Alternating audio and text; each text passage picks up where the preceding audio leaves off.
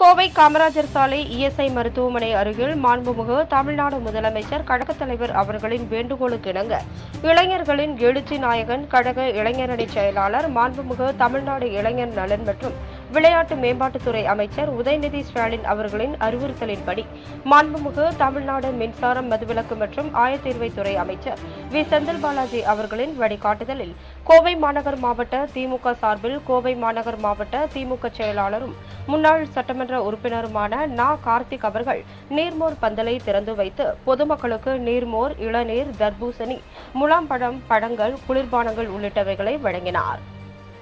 இந்நிகழ்வில் தலைமை செயற்குழு உறுப்பினர் வே. பாலசுப்ரமணியம், பொதுக்குழு உறுப்பினர்கள் auditor Sasikumar, R. Manikandan, Noel Selvam, Singai பகுதி 2 செயலாளர் சிங்கை மு. சிவா, பீளமேடு 3 பகுதி கழக செயலாளர் சேரலாதன், போனஸ் பாபு, சிங்கை பகுதி 1 துணை செயலாளர் கஸ்தூரி அருண், சிங்காநல்லூர் பகுதி 2 துணை செயலாளர் திராவிடமணி, மாநகர் மாவட்ட விவசாய அணி அமைப்பாளர் அக்ரிபாலு, வழக்கறிஞர் சரவணன், வட்டக்கழக செயலாளர்கள் மா. சிவகுமாரன், கே. ஆனந்தன், ராஜேந்திரன், நாராயணன், விஜயகுமார், 61வது வார்டு மாமன்ற உறுப்பினர் ஆதிமகேஸ்வரி, மாமன்ற உறுப்பினர் வித்யா, ராமநாதன், திருமுருகன், கந்தசாமி, மில் தண்டபாணி, ரங்கநாதன், ராமதாஸ், செந்தில், ராஜேஷ், திருநாவுக்கரசு, ரா. திலக் பாபு, சண்முகம், தங்கவேல், நாகராஜ், வெங்கடேஷ், சின்னசாமி, பிரசாத், பார்த்திபன், மணி, ரமேஷ், சத்யராஜ், பாலச்சந்திரன், ஜம்பு, கழக நிர்வாகிகள், கழக செயல் வீரர்கள், கழக உடன்பிறப்புகள், திரளான பொதுமக்கள் கலந்து கொண்டனர்.